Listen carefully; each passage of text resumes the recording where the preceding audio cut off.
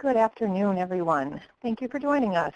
We welcome you to this Elder Justice Initiative webinar entitled Fill in the Blanks, Starting and Running an Elder Abuse Case Review MDT, a Coordinator's Perspective. As with all technology, we may at some time experience a momentary lapse in the webinar session. So in the event of any problem, please be patient, remain on the line, and the webinar should resume shortly.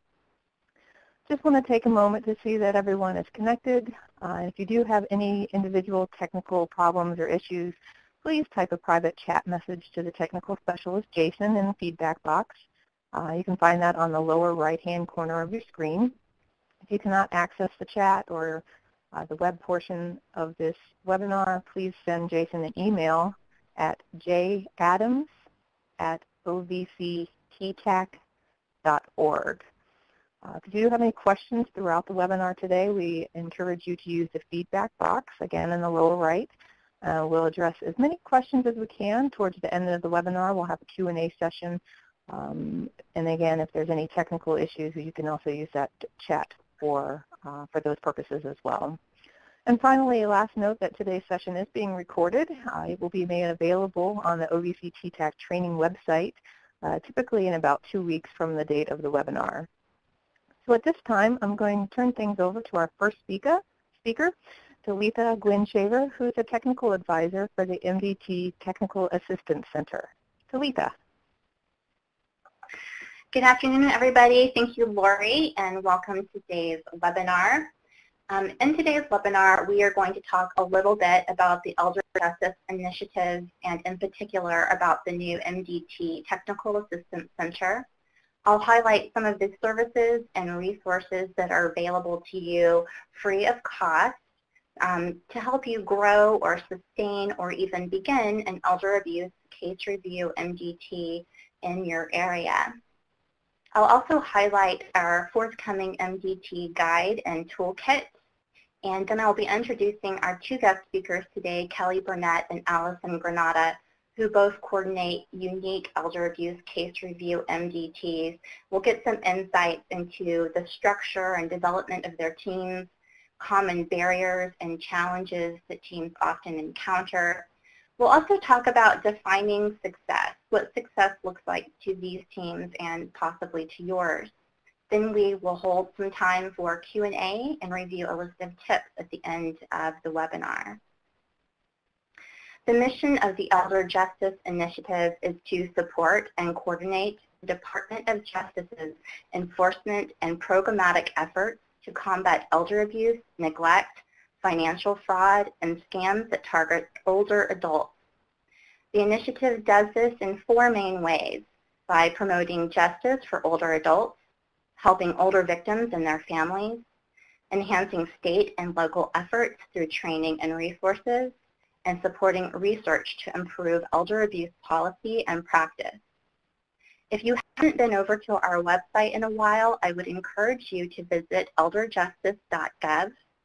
We provide many in-depth resources and a new, easier to navigate layout. We focus on resources for prosecutors, law enforcement officers, victim service providers, as well as information for victims and their loved ones. I'd like to start off with a poll question. You're going to see the questions populated on your screen. And if you wouldn't mind just taking a moment to tell us a little bit about your professional background, this will help us tailor today's conversation as well as our Q&A session. Looks like we have lots of social workers on the call today, and some law enforcement and some legal professionals. That's really great. I think that you'll get a lot of useful information that will help you in your discipline. Let's go ahead and move now to poll number 2. One more opportunity to learn a little bit about our audience here today. And I'm wondering about your experience with MDT and what you're hoping to get out of this training today. So are you looking to start an MDT area in your area, or to help a local team grow? Are you concerned about sustainability? Are you seeking to problem solve issues and barriers? Or all of the above? This is one of those questions that you can answer multiple responses. So it looks like we're pretty split. I think everybody has some equal concerns here. A lot of people looking to start an MDT, a lot of people looking to grow one. That's really fantastic to know. Let's go ahead and move on now to our information about the MDT Technical Assistance Center. We're a new project from the Elder Justice Initiative, and our main mission is to provide the tools and resources and individualized consultation to help facilitate the growth and expansions of elder abuse case review MDTs across the nation. And we do this by responding to requests for materials. We provide phone and email consultations, and we'll even go out to your community and meet with your team in person if you would like a more hands-on approach. We provide educational opportunities about MDTs like today's webinar, and we are just launching our new MDT guide and toolkit. This is a web-based guide, and the purpose behind this guide is really to make information about MDTs accessible and easy to navigate. We've collated research from many fields related to the MDT model, and we hope that through this guide, regardless of your previous exposure to MDTs, that you would be able to read through it, utilize the resources in the toolkit, and know from point A to point B the things that you need to be thinking about and doing to grow and start a strong MDT. It is designed to be a living document, which means that we will be adding research and toolkit items throughout the years ahead, and we welcome feedback and collaboration. So if you go online and you take a look at our guide and you think, this is really fabulous, but I would like X, Y, or Z, you can contact us and we will take your feedback very seriously. On your screen, I have provided a sample of what the guide is going to look like. It's currently in the beta phase and it's going to be launched in 2 weeks, a live version.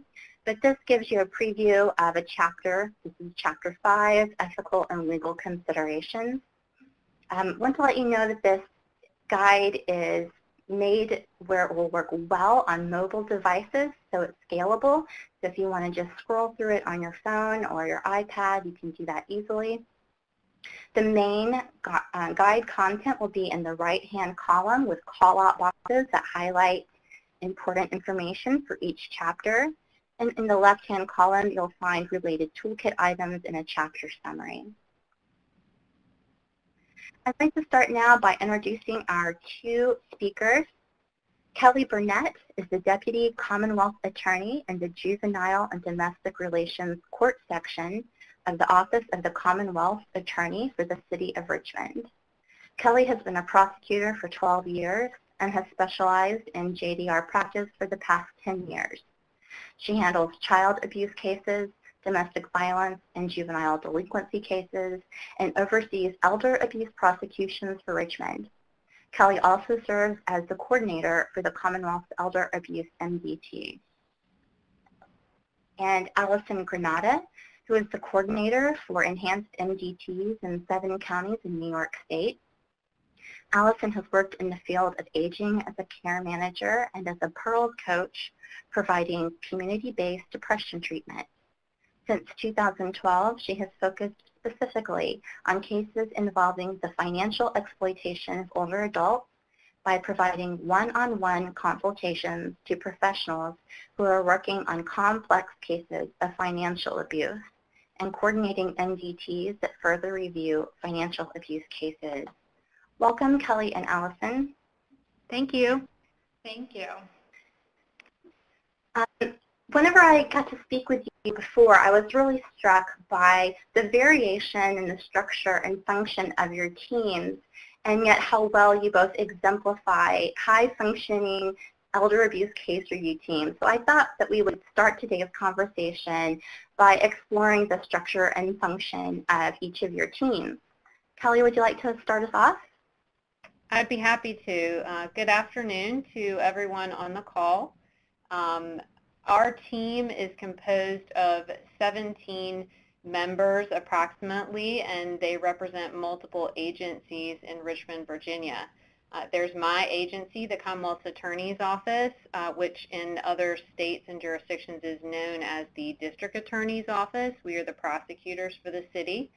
The Richmond Police Department is on our team, Richmond Adult Protective Services, the Victim Witness Office, which are victim advocates that are located within the prosecutor's office in Virginia. Senior Connections is a community organization providing services to seniors in the community. The Virginia Center on Aging at Virginia Commonwealth University, the City Attorney's Office, which is the civil attorneys who handle the Adult Protective Services civil cases, and the Attorney General's Office Medicaid Fraud Unit. We hold our meetings quarterly, and on average we discuss approximately 15 cases at each meeting, and our meetings can last between 1 to 2 hours depending on how many cases we have and how much there is to discuss. Thank you. That's wonderful.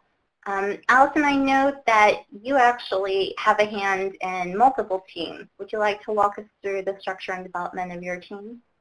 Certainly. So all of my teams started with a core group of professionals, including a representative from the local Office for the Aging, Adult Protective Services, Sheriff's Office, District Attorney's Office, and our local civil legal service provider.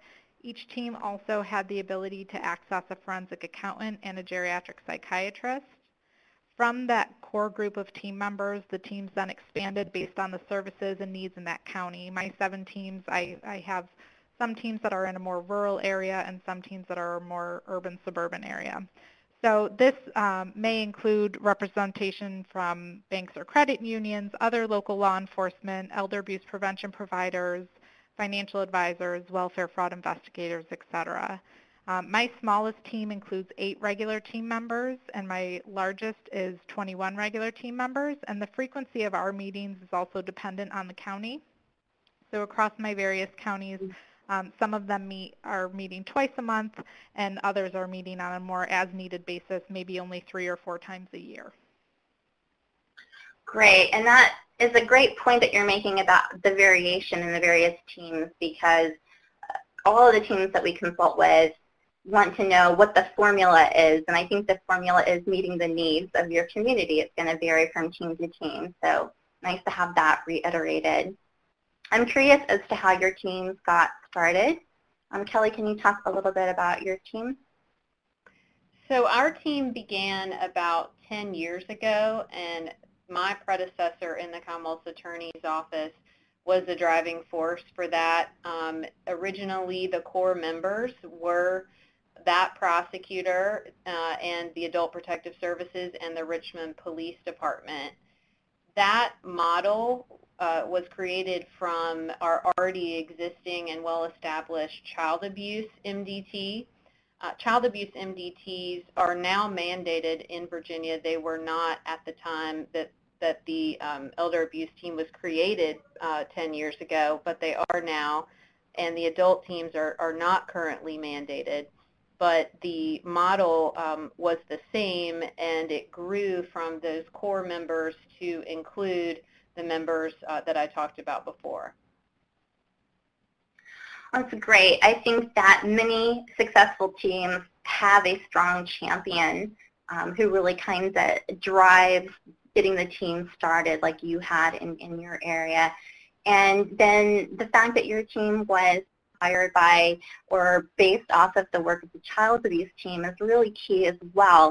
I think that there are a lot of really well-established child abuse teams that we can all learn a lot from. And in fact, we cite quite a bit of information about child abuse teams in our guide and toolkit. Allison, let's talk about your team. So the creation of elder abuse MDTs has been on Lifespan's radar for at least the past 15 years or so.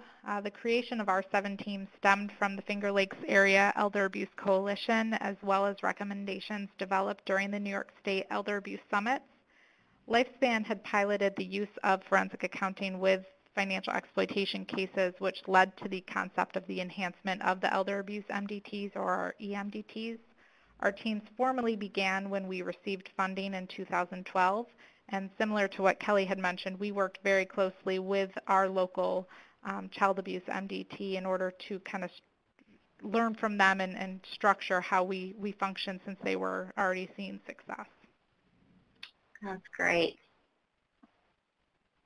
Whenever I'm providing consultation to new teams, I often hear maybe some hopeful and or disheartening comments about how long it's taking a team to get up and running, and I'm wondering if you guys can talk about how long it took your team to hit its stride. Kelly? So I was lucky enough to inherit a team that was already strong and functioning well, and I was around when my predecessor created the team, and I think that because our core members were dedicated from the beginning, and because my predecessor was so strong in her willingness to keep the team going, they really got off to a strong start and stayed strong as far as the attendance went. That is really great, and if you are a participant on today's webinar and you're thinking, well, that's wonderful, but I don't find myself in such an advantageous situation, I would just like to point out that if you are one of the champions getting your team off the ground and you are really committed to creating that buy-in that Kelly's talking about and building those strong relationships, that one day your predecessors will be talking about the strong team that they inherited. So it really goes back to creating that buy-in, which I think is really essential. Allison, let's chat about your team. So you'll hear me say this a lot, that it really depended for us on depending on the team that we were functioning in. So for us, I found that a lot of it depended on the frequency of meetings. I would say that we got to that point faster of hitting our stride for the teams that met on a more regular basis. You know, my teams that met twice a month or once a month, I'd say that we got there faster. One of my teams already had a great working relationship between the agencies in that county, so my function was really bringing together those professionals and formalizing a process they had already started informally. I found that one of the triggers for me that the team was starting to hit their stride was when the meetings started to require less active coordination on my part. So when I say that, I think of, you know, when my team members weren't necessarily raising their hand to share their input, and that there was more of a natural flow of case conversation, or when it took less prompting on my end as a coordinator to obtain feedback from certain disciplines, you know, of trying to find out from law enforcement if there was a role for them, or if Adult Protective Services was going to make certain recommendations to intervene. So those were some of the things that I started to notice that kind of gave me that hint that we were starting to kind of gel more as a team. That's really some good information. I do think that having that frequency of contact is really key. And it seems like with MDTs, we hear over and over again that it all comes down to the relationships that are being built. And so it's nice to have that highlighted. In my previous life, I was the director of the San Francisco Elder Abuse Forensic Center. And I know that it took our team probably 3 years until we hit our stride and started functioning in the way that you're describing, where cases started flowing and people were talking and sharing information. And so if you're starting a new team and you're thinking, well, we've been sitting at this table for 6 months and we haven't gotten there yet, don't feel disheartened. You will get there. It's just a matter of perseverance. Let's talk about funding. People always want to know about funding. So I'm curious if your teams have designated funding. Kelly, why don't we start with you? Unfortunately, we do not have any designated funding. There's a paralegal in my office who assists me in coordinating the team, and she keeps a spreadsheet of all the cases and books the meeting room and does those administrative tasks. And most of the other coordination just falls on myself working with the other team members. Right. And Allison, how about your team? Our teams were started as a result of the federal funding through the Elder Abuse Prevention Initiative grant from the Administration for Community Living in 2012. So we had piloted the enhanced multidisciplinary teams in 2 areas of New York State, 1 team in Manhattan, and then my 7 teams in the Finger Lakes region. At the conclusion of the grant, Lifespan secured some additional state funding for the continuance of our teams. That's great. I think it's important to talk about funding because some teams have it and some teams don't, but here we have 2 examples of teams that are making it work. And I have seen teams that don't have funding who really have committed members and that do a lot of great work with their teams. I would like to see all teams at least have a funded coordinator. Maybe one day in the future we can be reporting out about how that's happened in the country. But until then, I just want people to be aware that they can have a successful team one way or the other. Let's talk about how cases are referred to your team and what a typical meeting looks like. Kelly, do you want to start us off? Sure. So our cases are referred to the team by the APS office, and APS is mandated in Virginia to refer cases where criminal activity is suspected to law enforcement. And so this is, again, goes back to the model that we have for our child abuse MDT in that on that team, the process was already in place for Child Protective Services to refer to law enforcement and for the Commonwealth Attorney's Office to be copied on those referrals. And so the same practice was put into place for APS referrals to law enforcement. And so those referrals are sent to law enforcement. I am copied on those, as well as the paralegal in my office who helps me coordinate the team. And that creates the spreadsheet that we then use to review cases at our meetings. We usually begin our meetings with training announcements and general discussions. If there's follow-up from a previous meeting or a success story that someone has to share, we like to talk about those things at the beginning of the meeting too. And then we begin with the least recent case working up to the most recent, so that if for some reason we can't get to all the cases within our designated time, we can then move those most recent cases to the next meeting. We typically don't review cases that have been referred within the last 30 to 45 days, just because we found that those cases were still so new that there was a lot of investigation to be done, and there really wasn't a lot of discussion that we could have productively because they were still too much in the investigation stage. So we generally review the past 3 months but skip the most recent month. That's great. Let's move now to Allison's team and talk a little bit about how cases come to you and what your meetings look like. So all cases for the 7 E-MDTs are referred to me as the coordinator by any professional working on a case of financial exploitation of older adults.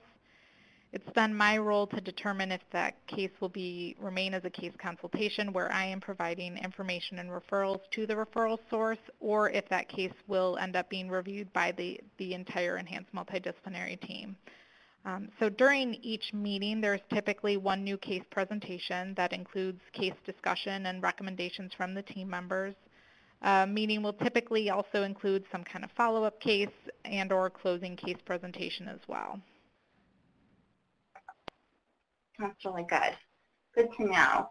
I think that Teams often have a similar case flow, although I've seen teams have various points of intake.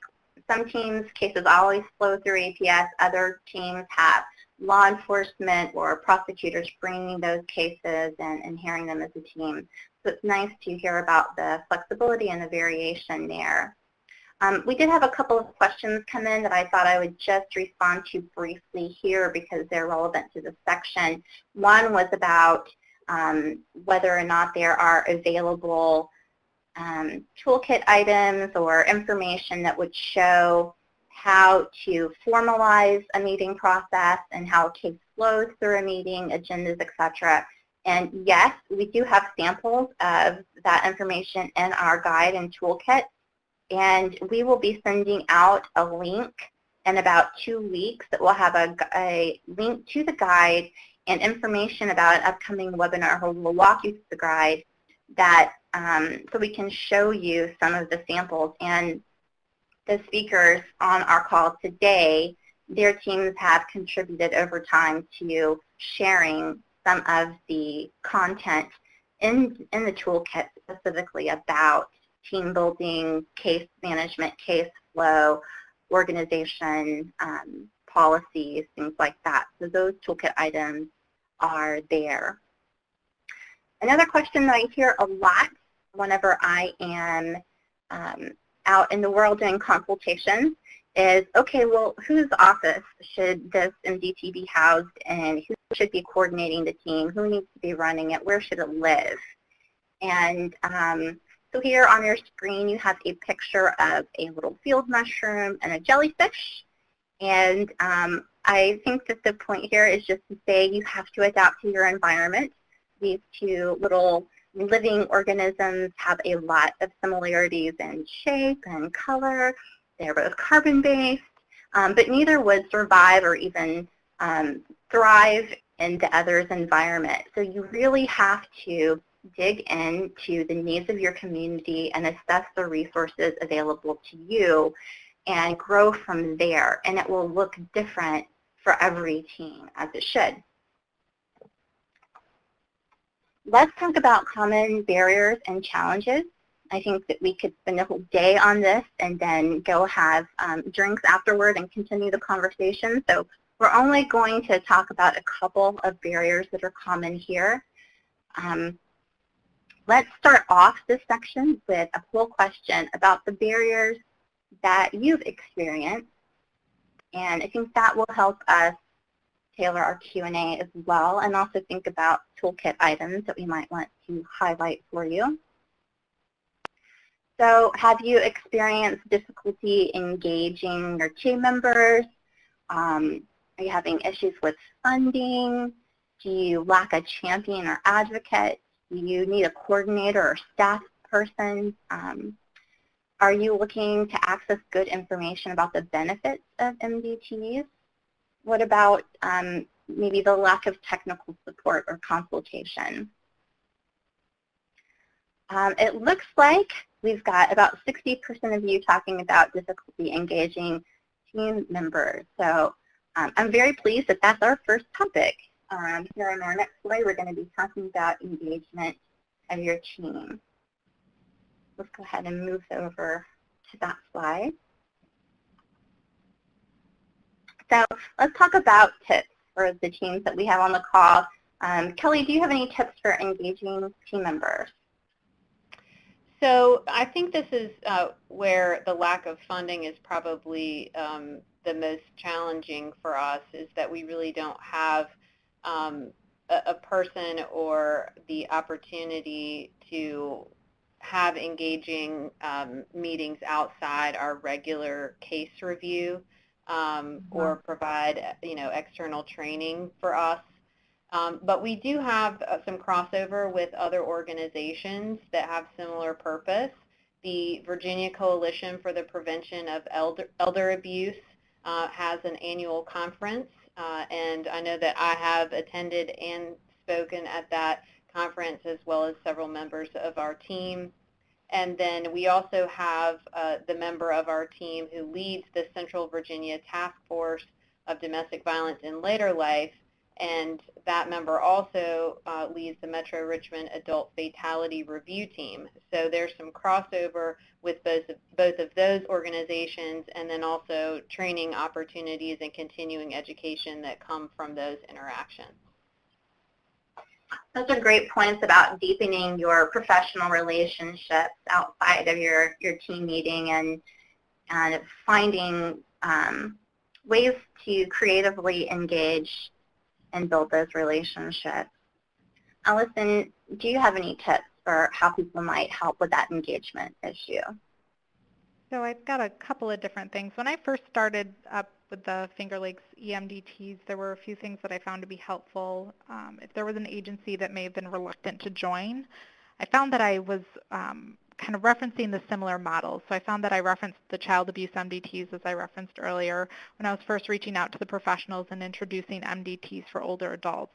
Most of the professionals I was working with were familiar with child abuse MDTs, and oftentimes they were the representative on that team. So when I was starting up my teams, I mentioned earlier that I did work closely with our local child abuse MDT. And so one of my, the law enforcement investigators that I was trying to engage had actually ended up repeating to me once I told him that we worked with this local MDT. He said, well, that team is worth my time, so I might as well give this one a try too. So it was kind of a helpful link to make. When I struggled to get an agency to the table in some of my counties, I would ask that agency to host the meeting. They were not required to provide anything but a room for us to meet in. In these instances, I always had at least one person show up from that agency, and I often found that once at the table and participating in the discussion, we ended up with that buy-in.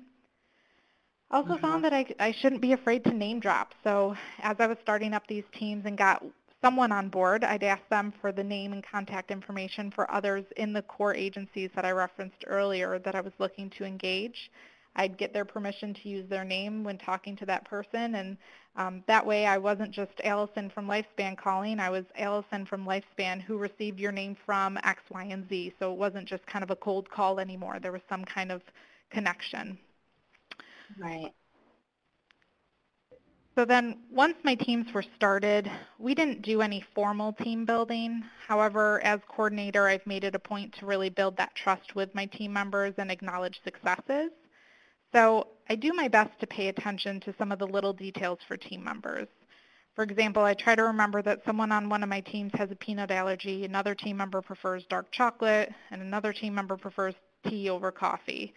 I do my best to accommodate those preferences as much as I can. It seems so minor and I almost feel silly saying it, but it's a small way that I'm able to get across that I do appreciate the time that they're putting into the team, and I truly believe it helps to engage people.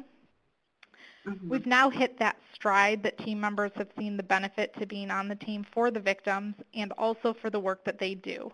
However, I still like to express my gratitude for my team members for their participation. So around the holidays, I usually try to do some form of acknowledgement or thank you to my teams. You know, the first year I gave them little chocolates with a quick handwritten thank you note just to express some of that gratitude. And then, of course, it's always highlighting successes. That's one of the ways that we're really able to move forward. Whether it was celebrating our first year of case reviews, stopping the exploitation in a difficult case, or successful prosecution. In 2 of my teams, I've actually gone as far as to bring sparkling grape juice to the meetings in order to celebrate, and I usually get laughed at first, but by the end of the meeting, it's something that we're able, you know, we're all sitting there drinking our sparkling grape juice, feeling like, you know, middle schoolers again, and laughing and enjoying it. So those are some of the things we've done. Those are great tips, and sometimes the small things mean everything. When you are talking about teams and you're talking about relationships, that sometimes it's not the great big gestures, but rather the small things that you do create so much buy-in. So I really appreciate you bringing up those little things because I think they have a lot of value. Let's jump into the next big barrier or challenge that people bring up all the time, confidentiality. I do not anticipate that we will be able to answer every question about confidentiality in this section of the webinar. I would like to point out that our forthcoming guide and toolkit has an entire chapter dedicated to this subject, which is growing every day. We have performed a statutory review so that we list every state's MDT statutes, and you can clearly see which states allow for or mandate or encourage or remain silent on MDTs and information sharing. But it is a good thing for us to just jump into to talk about how these teams deal with confidentiality concerns. Kelli, why don't we start with you? Sure. So we have a password-protected spreadsheet that the paralegal maintains, and that is sent out to all the team members approximately a week before our meeting so that they can prepare for whatever information they have to contribute regarding those cases. The actual written referrals that are sent to law enforcement from APS that I am copied on are not sent out to all the team members. It's just the basic information so that they can know which cases we will be discussing. And then those referrals that have the complainant name redacted by law that is kept confidential are brought to the meeting so that we can refer to them in the meeting, but they're not disseminated. And then at the end of the meeting, we shred all of those and we shred the spreadsheets.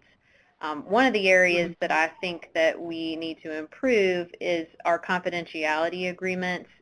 Those have over the years been more understood than spelled out and written, so I think that's something that we need to address.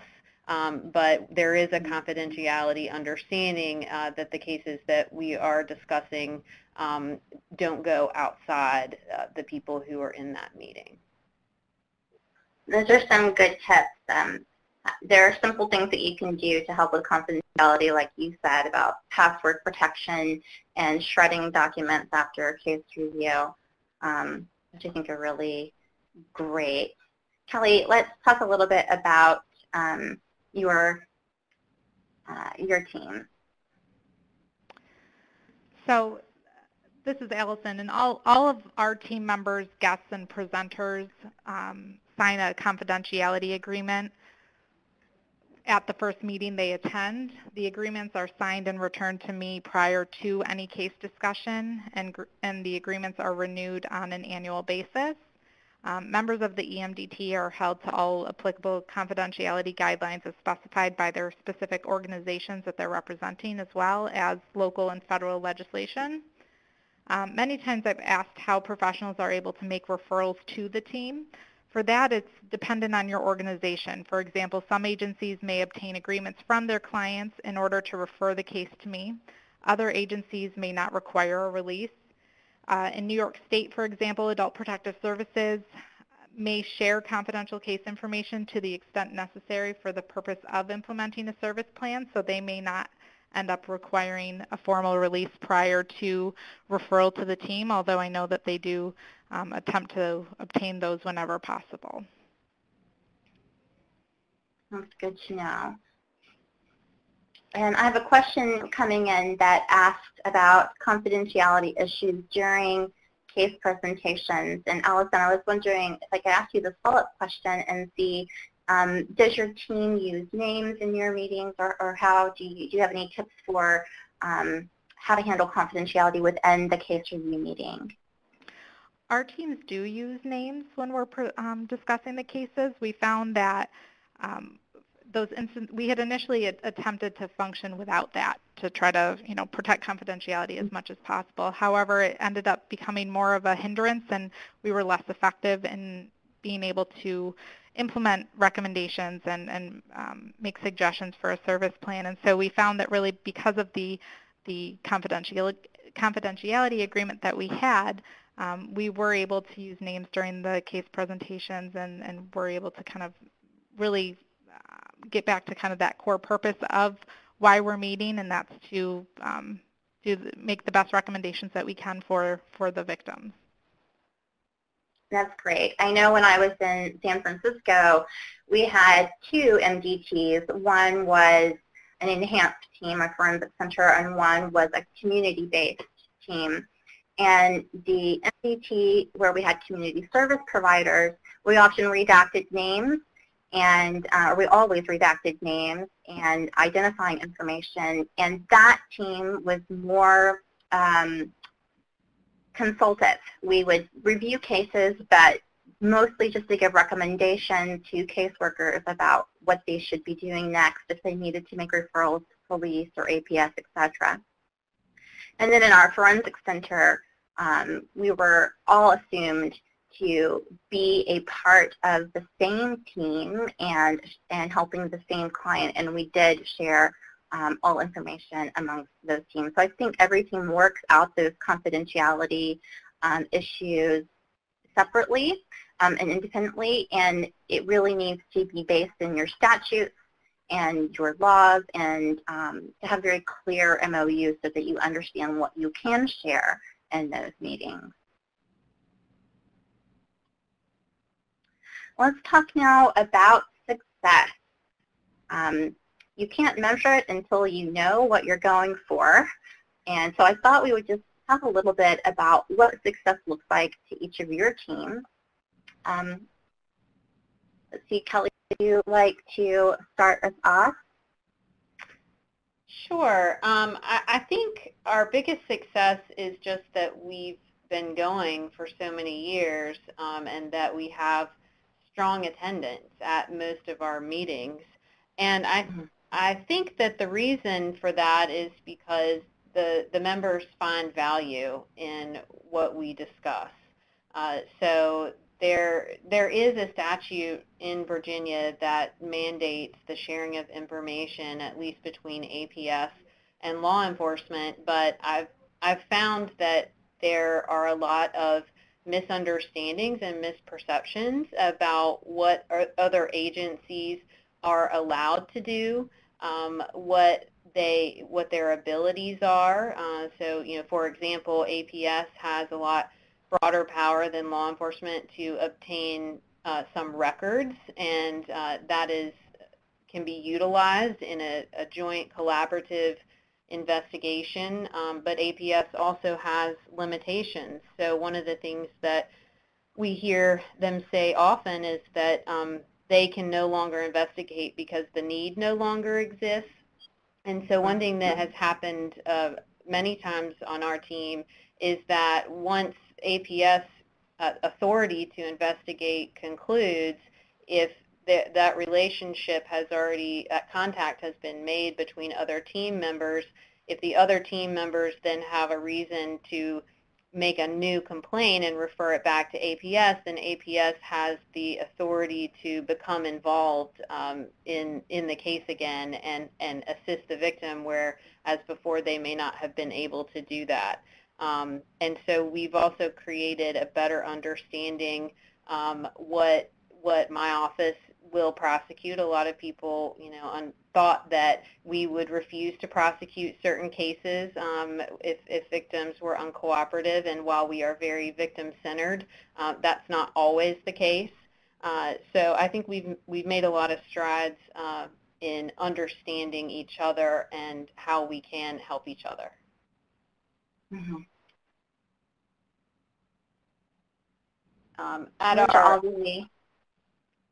So our goals are to share information efficiently because those joint collaborative investigations are much better done when work is not duplicated and we get better results. We talk about at our meetings what could have been done better or how we could have worked more collaboratively to get a better outcome for the client or the victim.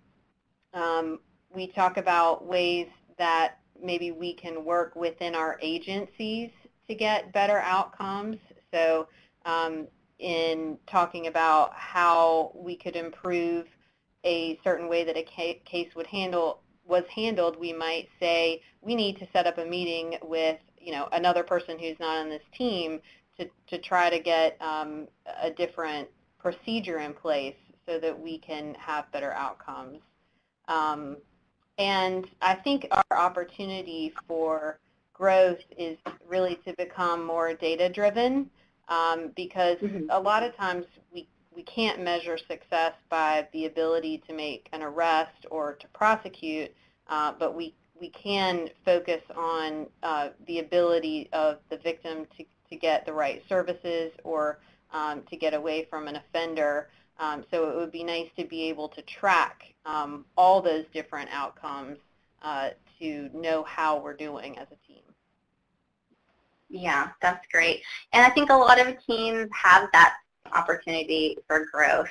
It takes a lot of work to become a data-driven team. And I do like the way that you're framing success for your team, because you're really focusing on better case outcomes, which is really wonderful. Allison, let's chat about your team. So our team as a group, we do not formally measure success of cases, though as coordinator I do collect some specific data in regard to case outcomes, such as a reduction in somebody's level of risk, or whether or not the recommendations made by the teams were able to stop or reduce the exploitation or the other abuse that was going on. As a team, our goal is really to make recommendations to stop that abuse and exploitation. However, what we've really come to realize is that we also need to acknowledge the times when we have at least been able to minimize or reduce what the incident that's going on. Our team often sees successes when a perpetrator is arrested and or prosecuted. I also track and report on restitution. Since inception of our teams in 2012, we've seen more than $820,000 ordered in restitution, and thus far more than $167,000 of that has been returned to victims. So one of my favorite things that I've seen as a result of the team collaboration are really individual team members thinking outside of their discipline. There have been a few instances that have stuck out in my mind. One was a case where law enforcement was getting ready to make an arrest. The law enforcement officer informed the team of this, but expressed concern as to who would take the victim to the grocery store or to the doctor, as the perpetrator had been the one that was providing this type of care. As a result, the team was able to implement certain services to ensure the victim's needs would continue to be met prior to it being a crisis situation after that perpetrator was arrested. Another example that stands out is what we've been discussing is a case where one of the attorneys referenced how socially isolated an individual seemed. As a result of this comment, the team was able to brainstorm some socialization opportunities for that individual, but it was kind of out of, again, that outside of their discipline thinking, making sure that, that more holistic approach that we're looking at with these multidisciplinary team case discussions, and really making sure that we're meeting all of those different aspects that a victim has needs for. I love it that you're bringing that up. I've heard other teams refer to that as the forensic effect, where working these cases together allows you to see beyond your own professional lens, and then when you're out in the field, the way that you work your cases is profoundly changed, because not only do you have the depth of your own expertise, but you're starting to see the big picture, the coming together from all of the various disciplines that you're getting to working with. So that's a really wonderful measure of success for your team. So, you want to chat about this case example? Yeah, so this is a case of an 85-year-old female who was living alone with signs and symptoms of dementia. It had been reported that the victim was, as I mentioned, living alone, not eating, and wandering the streets at night. The original referral to Adult Protective Services was due to self-neglect. However, the caseworker noticed some suspicious activity from the victim's bank account, which initiated the referral to the Enhanced Multidisciplinary Team. The victim's adult child, who was living out of state, was named as the power of attorney and healthcare proxy. A copy of the power of attorney was received from the victim's adult child and the bank, and the copy that the adult child had was slightly altered. An assessment was completed which determined that the victim met the criteria for placement in an assisted living facility. The caseworker worked with family members to get victim placed. However, the adult child, who was power of attorney and healthcare proxy, blocked the caseworker's efforts, and we suspect it was because the victim's finances would need to be looked into further. Based on the caseworker's preliminary overview of bank statements, it appeared that the adult child was using the victim's bank account to pay some of his bills. Caseworker noted around $10,000 of questionable transactions from the victim's account. So this case was presented to our team. It was actually one of the initial cases that was ever presented, and it really kind of, we found that we had input from a lot of the different professionals that were sitting around our table. So Adult Protective Services, their recommendation was to explore or consider pursuing rep payee or guardianship. Our forensic accountant, after presentation of the facts of the case, the team discussed and decided it would be appropriate to have our forensic accountant review and complete a report. The geriatric psychiatrist, we discussed the benefit of having a capacity evaluation done, and it was determined that this would be beneficial specifically for the potential for guardianship proceeding. Our legal people on the team suggested check with the bank to see if the copy of the power of attorney that they had on record is the most recent copy. They also encouraged the capacity evaluation and also reviewing medical records for involvement of the adult child in appointments because of the symptoms of dementia. Law enforcement discussed the concern that the adult child is out of state and how jurisdiction would be handled. They also referenced some specific statute in New York State to explore through larceny as additional information was obtained, and it was agreed that these both would be further looked into by law enforcement. Our local aging service provider suggested setting up companionship during the evenings until placement in order to provide supervision during that part of the day where the victim was at highest risk of wandering, and also to look into setting up Meals on Wheels. So these were all, it kind of was a great initial case to get us started on because there was really something for everybody to chime in on. After these suggestions and these recommendations were made, and it came throughout more than just one meeting, but our forensic accountant reviewed the records and determined that over $45,000 of the victim's funds were used for the benefit of the suspect. And a capacity assessment was done, and the victim was deemed to lack capacity to manage her finances and make decisions for her own living arrangements, which led Adult Protective Services to pursue guardianship. The temporary guardianship was actually initially denied in this case by the judge, but at the hearing, after reviewing the forensic accountant report, the permanent guardianship was granted of person and property. The funds were secured and protected from the adult son further accessing those. Respite was able to be put in place 7 days a week until placement was set up, and doctors' records were reviewed, which showed that the perpetrator had knowledge of the victim's diminished capacity, and law enforcement was able to begin their investigation. So this is just kind of a case example of where we had a lot of involvement from the various team members sitting at the team. And while this isn't necessarily the case for every single case that is reviewed, this is a great kind of example of how bringing together all of the different disciplines really benefited, and we were able to kind of put the puzzle pieces together in order to best suit the victim. That's such a great case example, and it really demonstrates the complexity of the elder abuse cases and why you need so many professionals around the table to get good outcomes for your clients. So thank you for sharing that case with us. Thanks. We have some time now for Q&A. So we have a question that has come in. What are the recommended skills and qualifications for a coordinator? There are all different types of coordinators. So you could have a prosecutor, like we have on our call today, who's coordinating. You could have a social worker. The professional background, in my opinion, is not as important as the leadership qualities that you're looking for.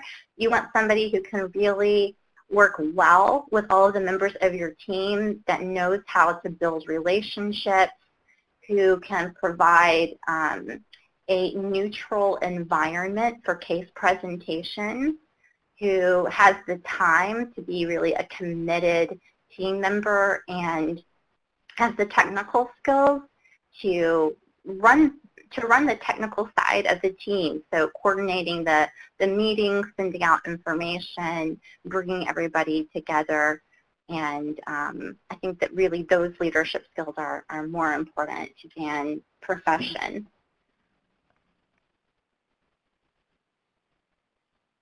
We have a question here about overcoming, looks like how to better engage with adult protective services if they're reluctant to come to the table. Kelli or Allison, do one of you want to chime in on that?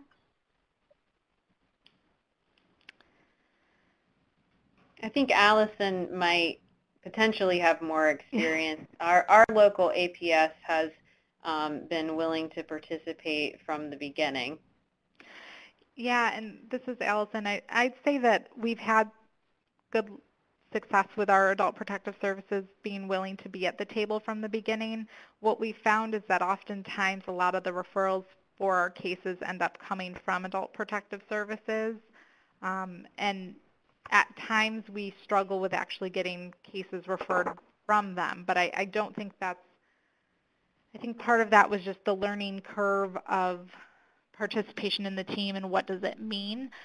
One of the things that I always encourage people to do is to come to the table, even if it's just to humor me and get me to shut up and stop calling you on a regular basis to try to get you there. But, you know, really just trying to have some, once you have somebody sitting there, that's when we've really seen the success of then engaging those reluctant team members.